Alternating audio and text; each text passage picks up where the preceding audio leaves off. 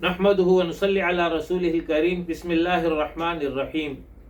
حج اسلام کا رکن اور عظیم عبادت ہے۔ حج کیسے ادا ہوگا، اس حوالے سے تفصیل بیان ہو رہی ہے۔ حج کے لیے سب سے پہلے احرام کا لباس، اس کا اہتمام اور اس موقع پر نیت، یہ سب سے اول کام ہے۔ احرام کی تعریف سمجھ لیں۔ احرام کے لغوی معنی حرام کرنے کے ہیں۔ اصطلاح میں مخصوص نیت کے ساتھ کچھ چیزوں کو وقتی طور پر اپنے اوپر حرام کرنا ہے۔ احرام لباس کا نام نہیں ہے بلکہ نیت کو کہتے ہیں۔ مجازاً مردوں کے مخصوص لباس کو احرام کہا جاتا ہے، عورتوں کے لیے کوئی مخصوص لباس نہیں ہے۔ جب حج کا ارادہ ہو اور اس وقت احرام کا لباس، اس کا اہتمام ہو گیا تو اول احرام کی نیت کریں گے۔ طریقہ اس کے لیے یہ ہے کہ گھر میں سب سے پہلے صفائی کا اہتمام کر لیں، ناخن بال کاٹ لیں، غسل کر لیں، بدن پر خوشبو لگا لیں۔ اس کے بعد احرام کی 2 چادر اس کو پہن لیں اور پھر 2 رکعت نماز ادا کرے انہی چادروں میں۔ سر کو ڈھانپ لے۔ چادر پر بیلٹ استعمال کر سکتے ہیں۔ احرام کی چادر سے کندھے ڈھکے ہوئے ہوں۔ یہ تو مردوں کے لیے حکم تھا، جبکہ خواتین اگر پاک ہوں تو اس صورت میں نماز ادا کر لیں، ورنہ صرف دعا کر لیں اور پھر گھر سے روانہ ہو جائیں، ابھی نیت نہ کریں۔ جب جہاز میں سوار ہوں تو اس کے بعد پھر نیت کریں۔ حج تمتع کی صورت میں اول عمرے کی نیت ہوگی، لہذا عمرے کی نیت کریں۔ اللہم انی ارید العمرۃ فیسرھا لی وتقبلھا منی، یعنی اے اللہ میں عمرے کا ارادہ کرتا ہوں یا کرتی ہوں، بس اس کو میرے لیے آسان بنا دے اور میری طرف سے قبول فرما۔ اس کے بعد ایک مرتبہ تلبیہ زبان سے ادا کرے، اس سے زائد یہ سنت ہے۔ پھر احرام کی پابندی اس کے بعد شروع ہو جائے گی، ان پابندیوں کا خیال کرنا ہوگا۔ اس کے بعد جب مکہ پہنچ جائیں تو ہوٹل میں سامان وغیرہ رکھ دیں، غسل کرنا چاہے تو غسل کر لیں، آرام کرنا چاہے تو آرام کر سکتے ہیں۔ اس کے بعد عمرے کے لیے مسجد الحرام کی طرف روانہ ہو جائے، اور جب مسجد الحرام میں داخل ہوں تو اس وقت یہ دعا پڑھ لیں، اللہم افتح لی ابواب رحمتک۔ خانہ کعبہ کو دیکھ کر خوب دعائیں کریں، وقت ہو تو تحیت المسجد ادا کر لیں۔ اس کے بعد فرض نماز کا وقت ہے تو فرض نماز اول ادا کر لیں، اور اگر فرض نماز کا وقت نہیں ہے تو پھر طواف شروع کر لیں۔ طواف کا طریقہ یہ ہے کہ حجر اسود کے سامنے آ کر نیت کرے، بسم اللہ اللہ اکبر کہہ کر اشارہ کرے، یہ استلام ہے اور یہ سنت عمل ہے۔ مرد حضرات اجتباع کریں گے۔ اجتباع کا طریقہ یہ ہے کہ دانا کندھا کھول لیں اور بایاں کندھا ڈھکا ہوگا۔ پہلے 3 چکروں میں مرد حضرات رمل کریں۔ رمل یہ کہ تھوڑا تیز چلے، جبکہ خواتین نہ تو اجتباع کریں گی اور نہ ہی جو ہے وہ رمل، بلکہ وہ نارمل رفتار میں طواف کریں گی۔ ہر چکر میں دعائے تسبیحات پڑھ سکتے ہیں، مخصوص دعائے لازم نہیں ہے۔ سبحان اللہ والحمد للہ ولا الہ الا اللہ واللہ اکبر ولا حول ولا قوت الا باللہ، یہ کلمات پڑھتے رہیں۔ جب رکن یمانی پر پہنچ جائے تو رکن یمانی اور حجر اسود کے درمیان یہ دعا پڑھے، اللہم انی اسألک العفو والعافیت فی الدنیا والآخرہ، ربنا آتنا فی الدنیا حسنہ وفی الآخرۃ حسنہ وقنا عذاب النار۔ رکن یمانی کا استلام مستحب ہے۔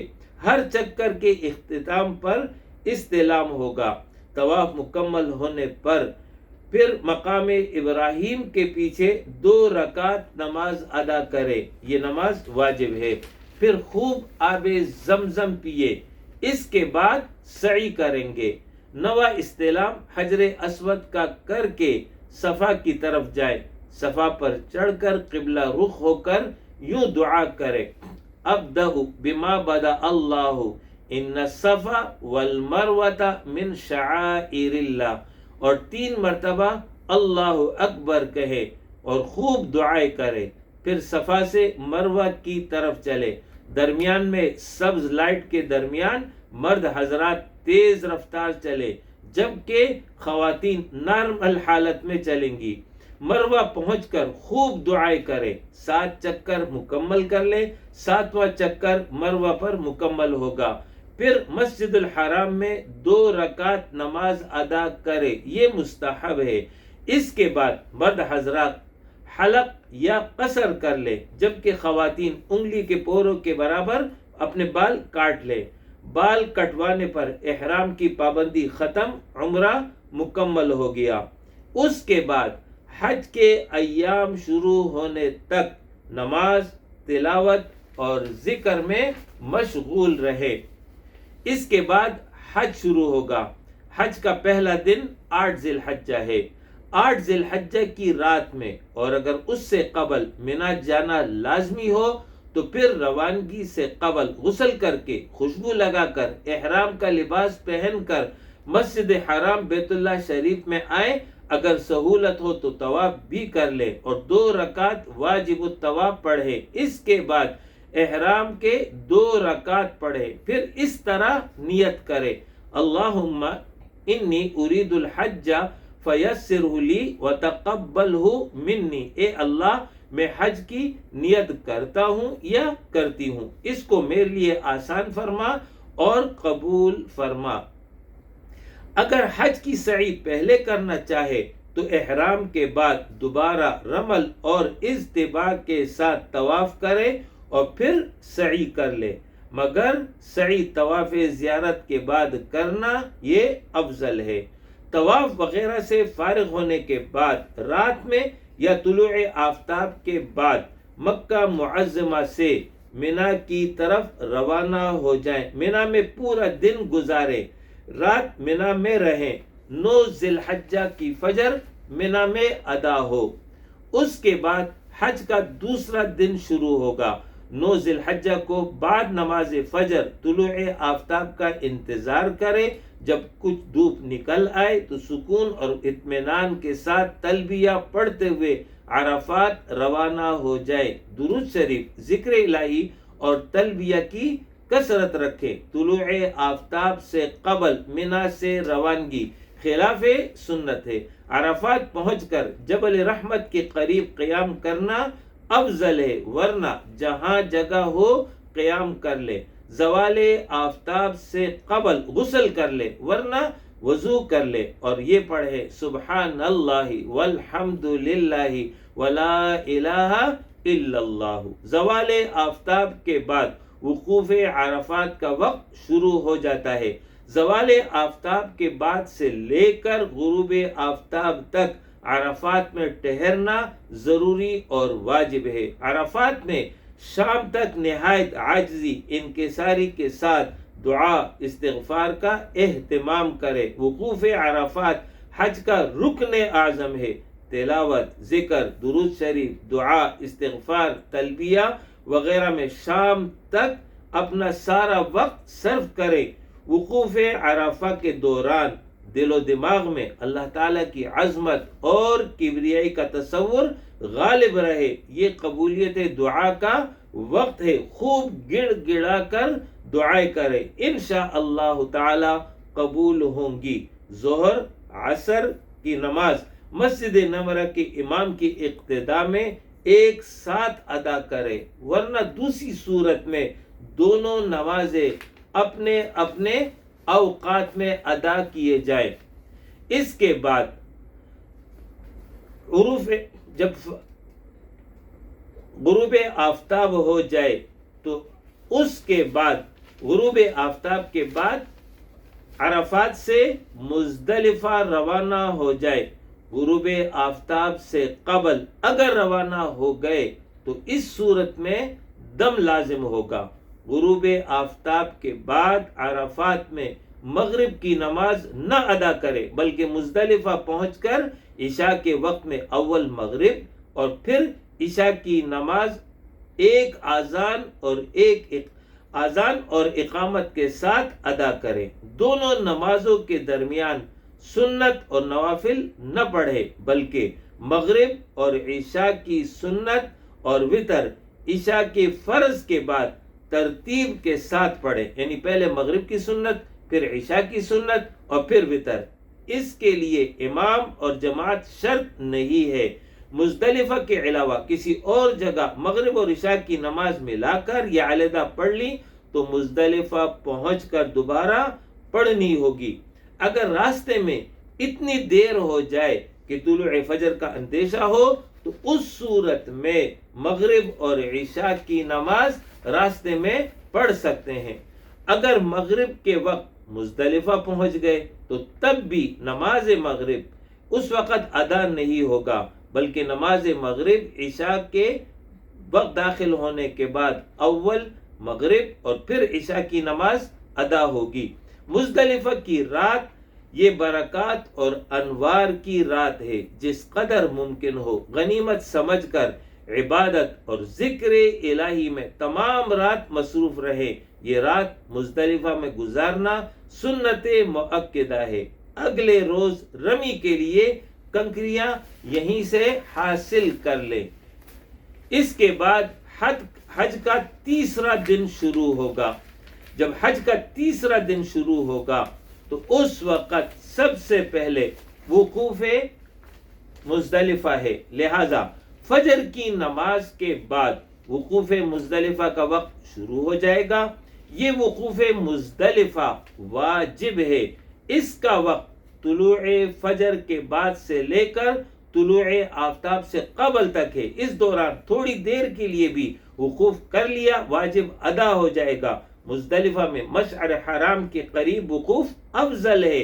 اگر کوئی طلوع فجر سے قبل منا چلا گیا یا طلوع آفتاب کے بعد مزدلفہ آیا تو ایسی صورت میں اسے دم دینا ہوگا۔ البتہ خواتین وقوف مزدلفہ سے قبل رات ہی کو منا چلے جائیں تو پھر اس صورت میں ان پر دم نہیں ہے۔ طلوع آفتاب سے کچھ دیر قبل سکون اور اطمینان کے ساتھ منا کی طرف روانہ ہو جائے۔ اگر کنکریاں نہیں لی ہیں تو پھر روانہ ہوتے وقت ضرور لے لیں۔ یہ کنکریاں چنے کے دانے کے برابر ہونی چاہیے۔ منا پہنچ کر سب سے پہلے صرف جمرۃ الآخر یعنی بڑے جمرے کو رمی کریں گے۔ طریقہ رمی یہ ہے کہ جمرہ کے سامنے کھڑے ہو کر دانے ہاتھ سے پے در پہ 7 کنکریاں مارے۔ رمی طلوع آفتاب کے بعد زوال سے قبل تک یہ مسنون ہے اور 11 کی صبح صادق سے قبل تک جائز ہے۔ جمرہ عقبہ کی رمی سے فارغ ہو کر حج تمتع اور حج قران کی صورت میں قربانی کرے، یہ واجب ہے، جبکہ حج افراد کی صورت میں قربانی کرنا مستحب ہے۔ قربانی سے فارغ ہو کر حلق یا قصر کر لے۔ اس پر احرام کی تمام پابندیاں سوائے ازدواجی تعلق کے باقی ختم ہو جائیں گی۔ پھر طواف زیارت کرے، یہ دوسرا فرض ہے حج کا۔ مستحب وقت اس کا 10 ذی الحجہ ہے، جبکہ 12 ذی الحجہ غروب آفتاب تک وقوف مزدلفہ کا یہ آخری وقت ہے۔ طواف کے بعد سعی کر لے اگر شروع میں سعی نہ کی ہو۔ اس صورت میں طواف میں اجتباء اور رمل بھی ہوگا۔ طواف زیارت کے بعد احرام کی آخری پابندی یعنی ازدواجی تعلق کی ممانعت وہ ختم ہو گئی۔ اس طرح جو ہے طواف زیارت مکمل ہو گیا۔ اس کے بعد حج کا چوتھا دن ہے۔ حج کا چوتھا اور 5واں دن، ان دونوں دنوں میں یکساں اعمال ہیں، لہذا 11 ذی الحجہ اور 12 ذی الحجہ मिना में क़ियाम होगा। मिना में क़ियाम मसनून तरीक़ा है। 11 ज़िलहज्जा को ज़वाले आफ्ताब के बाद रमी तीनों जमरात पर ये वाजिब है। तरीक़ा ये है कि अव्वल जमरा उला, फिर जमरा वुस्ता और फिर जमरा उक़बा पर रमी करेंगे, यानी साथ साथ कंकरियां मारेंगे। और 12 ज़िलहज्जा को भी इसी तरह करेंगे।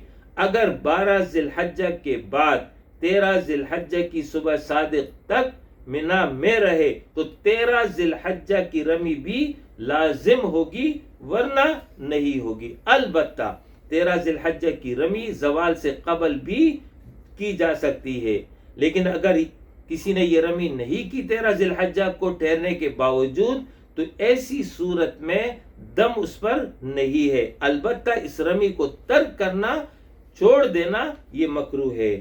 11-12 ज़िलहज्जा को मिना में क़ियाम के दौरान दुआए, अज़कार, तौबा, इस्तिग़फ़ार का एहतिमाम कर ले।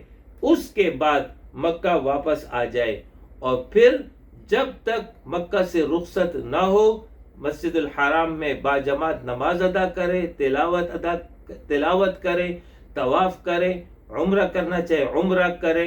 ये सब फजीलत वाले अमाल हैं। और जब मक्का से रुखसत हो तो ऐसी सूरत में फिर तवाफ़ विदा करेंगे।